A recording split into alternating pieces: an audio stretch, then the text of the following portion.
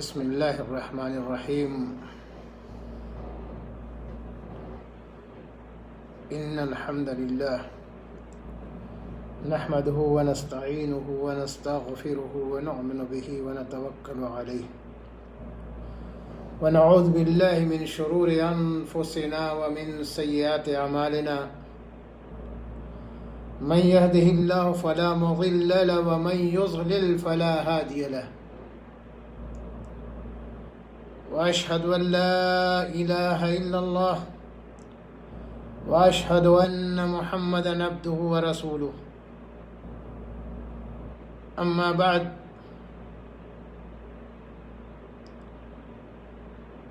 قال الله تبارك وتعالى في محكم تنزيله: أعوذ بالله من الشيطان الرجيم. ومن يتوكل على الله فهو حسبه.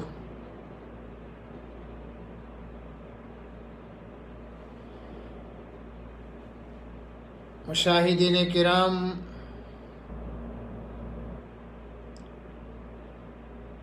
عزیزان گرامی، دینی و اسلامی بھائیوں،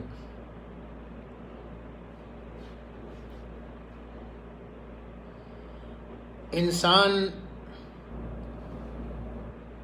جب اپنے ہر امور کے اندر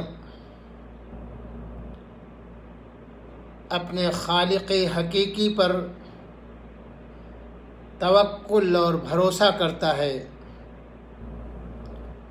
اور اسی سے لو لگائے رہتا ہے، تو یقیناً وہ کامیابی کی طرف گامزن ہوتا ہے۔ اس دنیا کے اندر بہت سارے مصائب و آلام، مشکلات، پریشانیاں انسان کو لاحق ہوتی ہیں، اور اللہ تبارک و تعالی آزماتا ہے۔ پریشانیاں دے کر کے ہمیں ابتلا کے اندر اور اسی طریقے سے مصیبتوں سے دوچار کر کے ہمارا اور آپ کا امتحان لیتا ہے، اور اصل یہی زندگی ہے۔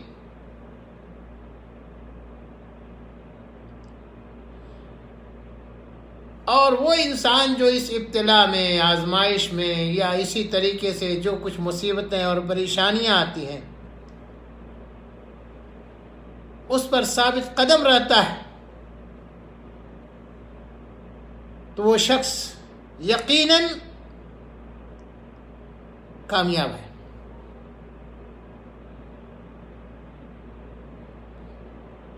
آئیے اسی کے تعلق سے آج میں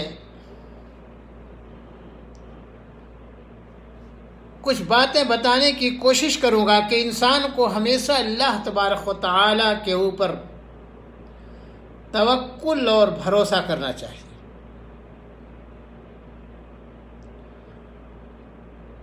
اور ابتدائی آفرینش سے لے کر کے آج تک اور آنے والے جو ایام ہیں قیامت تک،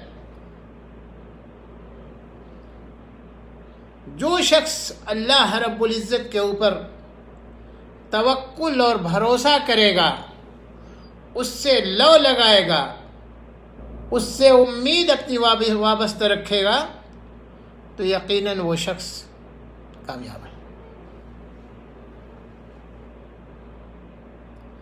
اور جو شخص مصائب و آلام کے اندر مصیبتوں سے دوچار ہونے کے بعد گھبرا جاتا ہے اور صبر کا دامن چھوڑ دیتا ہے،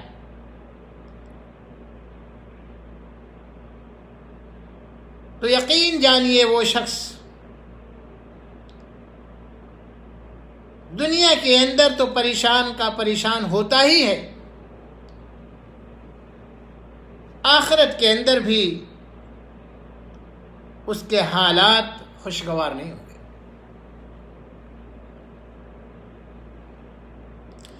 اس لیے اللہ تبارک و تعالی نے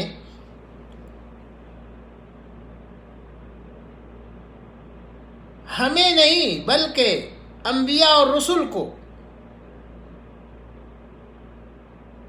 آزمایا ہے، اور بڑی سے بڑی مصیبتوں کے اندر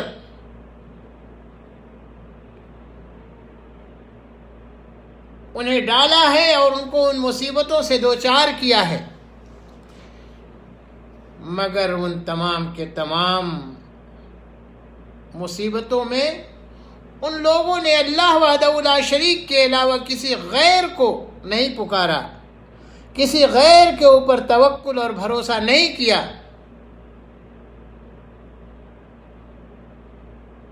بلکہ اللہ رب العزت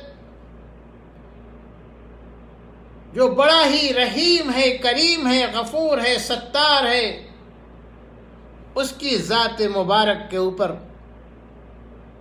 ان لوگوں نے توکل کیا، بھروسہ کیا اور کامیاب رہے۔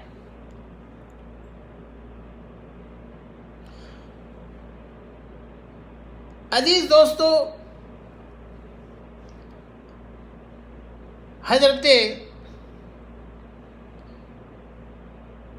ابراہیم علیہ السلام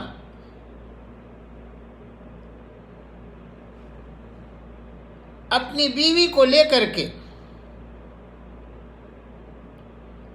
اور اس نونہال چھوٹے بچے کو، جو دودھ پیتا ہوا بچہ تھا، جب اللہ رب العزت کے حکم سے مکہ مکرمہ کا سفر کیا، جبکہ اس زمانے میں مکہ ایک چٹیل میدان تھا، نہ کہیں گھاس، نہ پانی، نہ کوئی درخت، نہ سایہ، نہ آمد و رفت، نہ چرند نہ پرند، بالکل چٹیل میدان، حتیٰ کہ پرندے بھی اوپر سے نہیں اڑتے تھے۔ ایسی جگہوں پر اللہ رب العزت کے حکم سے حضرت ابراہیم علیہ السلام نے اپنی پیاری بیوی حضرت ہاجرہ اور بڑھاپے کا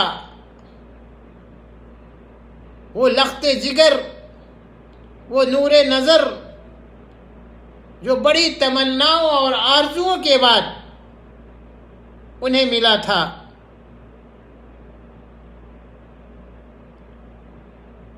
حکم دیا کہ اے ابراہیم، اپنے بیٹے کو لے کر کے اپنی بیوی کے ساتھ نکلو اور مکہ کا رخ کرو۔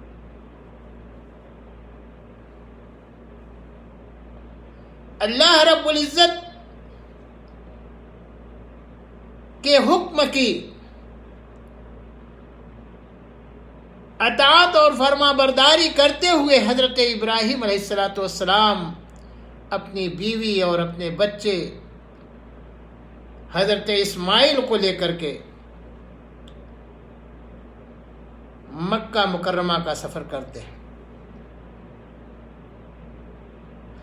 اور بسیار مشکلات اور مصائب کو جھیلتے ہوئے آپ مکہ مکرمہ پہنچتے ہیں۔ وہ مکہ مکرمہ جہاں پر ایک چرند پرند، پانی اور درخت اور کسی بھی چیز کا نام و نشان تک نہیں تھا، لیکن حکم الہی کی اطاعت اور فرما برداری اور اسے بجا لانے کے لیے آپ ایک مشکیزے میں پانی لیتے ہیں اور کچھ کھانے کے سامان، کھجور جیسی چیزوں کو لے کر کے مکے پہنچ جاتے ہیں. اور بیوی اتنی مطیع اور فرما بردار کہ حضرت ابراہیم سے ایک مرتبہ پوچھتی نہیں راستے میں کہاں جا رہا ہے. انہیں معلوم ہے ہمارے شوہر ہیں، جہاں لے کے چل رہے ہیں ساتھ چلو، یقیناً اس کے اندر کوئی مصلحت ہے، یقیناً اس کے اندر کوئی ایسا امر اور حکم ہے جس کی اتباع میں ہمیں لے کر کے چل رہے ہیں. عزیز دوستو، حضرت ابراہیم علیہ السلام لے کر کے مکہ پہنچتے ہیں اور خانہ کعبہ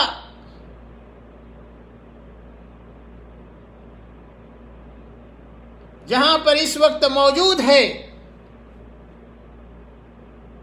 اس مقام پر پہنچنے کے بعد وہ جو کھانے کی تھیلی تھی اور وہ مشکیزے میں جو چند لیٹر پانی تھا اسے اپنی بیوی کو دیتے ہیں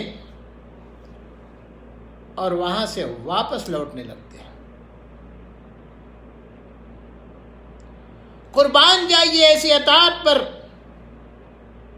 کہ اللہ کے حکم کی فرما برداری کے لیے اپنے چٹیل میدان میں اپنے لخت جگر کو اور اپنی لاڈلی بیوی کو اللہ کے حکم پر چھوڑ دے رہے ہیں. اور بیوی بھی کیا، کچھ نہیں پوچھتی. جب واپس لوٹتے ہیں حضرت ابراہیم علیہ السلام تو حضرت ہاجرہ علیہ السلام پوچھتی ہیں کہ پیارے شوہر، ہمیں یہاں چھوڑ کے کہاں جا رہے ہیں؟ یہاں کوئی نام و نشان، نہ پانی کا، نہ گھاس کا، نہ انسان کا، نہ حیوان کا، کسی چیز کا نہیں. میں عورت ذات اکیلی، یہ چھوٹا ننھا سا بچہ دودھ پیتا ہوا، اور یہاں اس چٹیل میدان میں چھوڑ کے کہاں جا رہے ہیں؟ کوئی جواب نہیں دیا.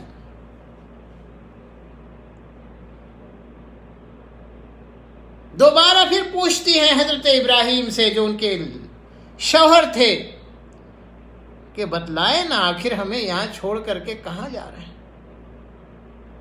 پھر حضرت ابراہیم نے کوئی حکم نہیں دیا. ان کے دل کے اندر بھی ضرور پریشانیاں تھیں، لیکن اللہ کا حکم تمام کے تمام پریشانیوں پر فائق اور اعلیٰ اور برتر تھا. انہیں معلوم تھا کہ اللہ تبارک و تعالیٰ کی عبادت اطاعت کرنے میں ہمیں کامیابی ہے. وہ ہمارے بچوں کو، ہمارے بچے کو، ہماری بیوی کو یا ہمیں ضائع اور برباد نہیں کرے گا.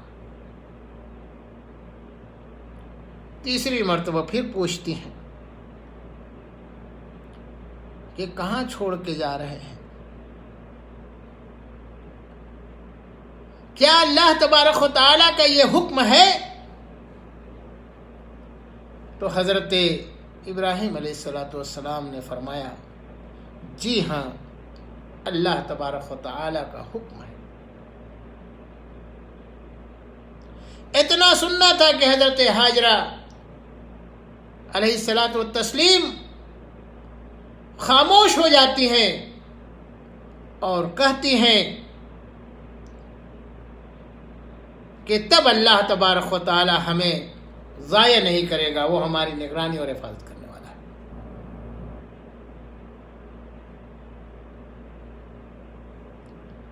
غور کیجئے دوستو، اللہ کی اطاعت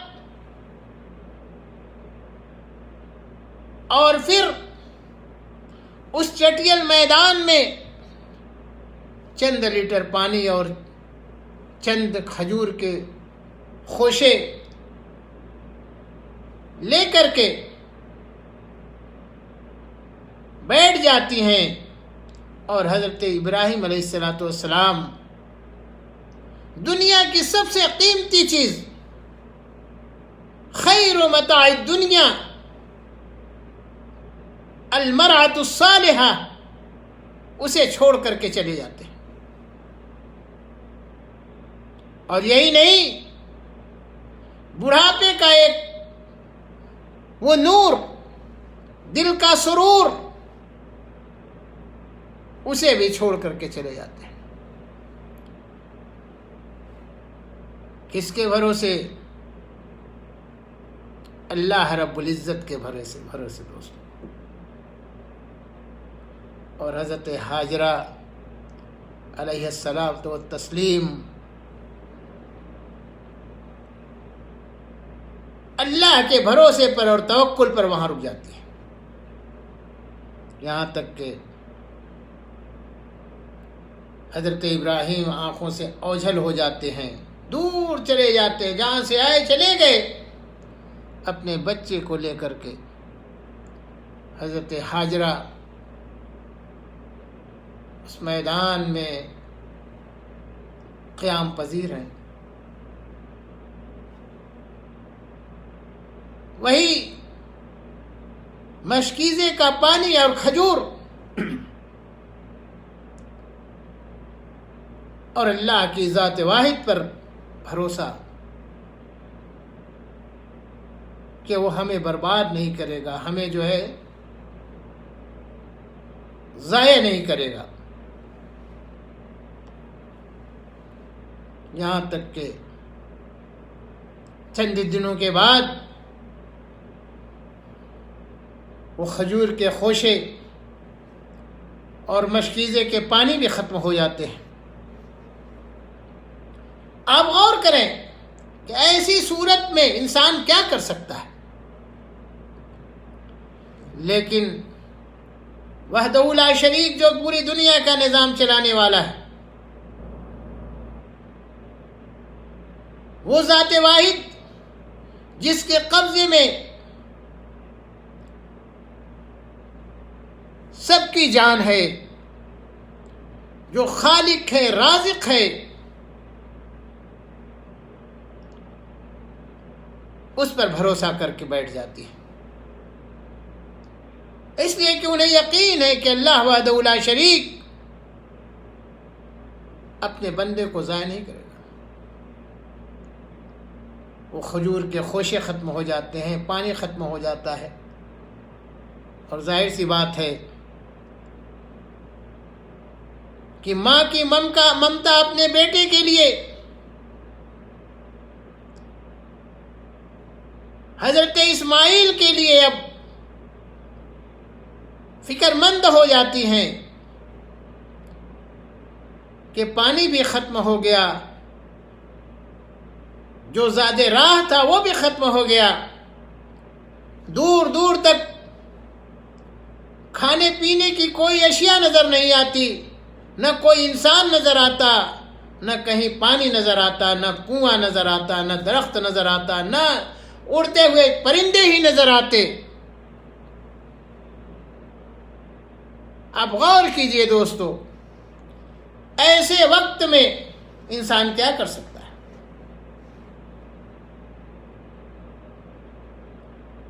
لیکن اپنے بچے کی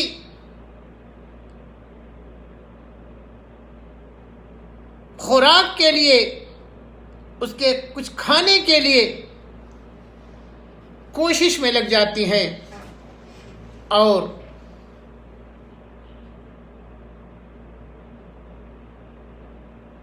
صفا اور مروہ کی جو پہاڑی ہے، جو کعبہ کے قریب ہے، وہ دو ٹیلے تھے پہاڑ کے، بچہ کعبے کے پاس ہے، جو چٹیل میدان تھا اس زمانے میں، وہاں پہ سلا کر کے اس صفا پہاڑی کے اوپر جاتی ہیں، اوپر چڑھتی ہیں، دور دور تک کچھ تھا پتہ نہیں کسی انسان کا، نہ پانی کا، نہ کسی چیز کا۔ غور کیجئے ان کے دل پر کیا گزر رہی ہوگی۔ بچہ دھوپ میں پڑا ہوا ہے، حضرت اسماعیل پڑے ہوئے ہیں وہاں پر، اور ماں ان کے کھانے کے لیے دوڑ رہی ہیں، ادھر ادھر کچھ انتظام ہو جائے، کچھ مل جائے تاکہ بچے کی رمق باقی رہ سکے۔ ایک مرتبہ صفا پر جاتی ہیں، کچھ نظر نہیں آتا، پھر وہاں سے اتر کر کے مروہ کی طرف جاتی ہیں، اس پر چڑھتی ہیں کہ کوئی پانی کا کہیں کچھ اندازہ لگے تاکہ وہ پانی لا کر کے بچے کو پلائے، کھانے کے لیے اگر کچھ ملنے کی امید کہیں ہو تو جا کے لے کے آؤں، لیکن نہیں دوستو۔ اللہ تبارک و تعالی اپنے نیک بندوں اور بندیوں کو کبھی ضائع برباد نہیں کرتا ہے۔ نتیجہ کیا ہوا کہ آخر میں دیکھتی ہیں کہ جہاں پر حضرت اسماعیل علیہ السلام سوئے ہوئے تھے، وہاں پر پانی کے پھوہارے نکل رہے ہیں، سوتے نکل رہے ہیں۔ یہ کون دینے والا تھا؟ اس چٹیل میدان میں پانی کا انتظام کس نے کیا اور کس پر انہوں نے بھروسہ کیا؟ اللہ وحدہ لا شریک کی ذات پر۔ دوستو، غور کرنے کا مقام ہے۔ آج انسان اللہ وحدہ لا شریک کو چھوڑ کر کے غیر پہ بھروسہ اور توکل کرتا ہے۔ نہیں، کوشش کیجئے لیکن بھروسہ اللہ سے، امید اللہ سے، توکل اللہ پر۔ کیوں نہیں اللہ تبارک و تعالی ہماری اور آپ کی حفاظت کرے گا، یقیناً کرے گا۔ اس لیے دوستو، ہر امور کے اندر، ہر کام کے اندر ہمیں بھروسہ اللہ تبارک و تعالیٰ پر کرنا چاہیے، امید اللہ تبارک و تعالیٰ سے لگانی چاہیے۔ یقین جانیے دوستو، اسی میں ہمارے لیے کامیابی ہے، اور کامیابی ایسی کامیابی ہے جو ابدی کامیابی ہوتی ہے۔ اس لیے دوستو، توکل کیجئے تو اللہ پر، بھروسہ کیجئے اللہ پر، لو لگائیے تو اللہ سے، امید کیجئے تو اللہ سے، اور پھر کوشش کرتے رہیے۔ یقین جانیے دوستو، اسی میں ہمارے لیے اور آپ کے لیے بھلائی ہے، کامیابی ہے۔ اللہ وحدہ لا شریک سے دعا کرنا چاہیے، اللہ تبارک و تعالی ہم لوگوں کو توفیق عنایت بخشے، توفیق دے کہ ہر امور کے اندر ہم بھروسہ اسی کی ذات پر کریں، کسی غیر سے لو نہ لگائیں۔ ایسا نہ ہو کہ ہمارے عقیدے غلط ہو جائیں، ہمارے اعمال غلط ہو جائیں، اور بجائے اس کے کہ ہم کامیابی کی منزل طے کر سکیں، ہم جو ہے برباد اور غارت ہو جائیں۔ نہیں دوستو، اس لیے توکل اور بھروسہ اللہ پر کیجئے۔ جیسا بھی وقت آئے اللہ سے اپنا رشتہ استوار کیجئے، اپنے رشتے کو اللہ سے جوڑیے۔ یقیناً دوستو، ہمارے اور آپ کے لیے اسی میں کامیابی ہے۔ اللہ وحدہ لا شریک سے دعا کرنا چاہیے کہ اللہ تبارک و تعالی ہم تمام مسلمانوں کو ہر امور کے اندر اپنی ذات پر بھروسہ کرنے کی توفیق عنایت فرمائے۔ اللہ ہی سے مانگنے کی توفیق دے. وما علینا الا البلاغ وآخر دعوانا ان الحمد للہ رب العالمین. السلام علیکم ورحمۃ اللہ وبرکاتہ.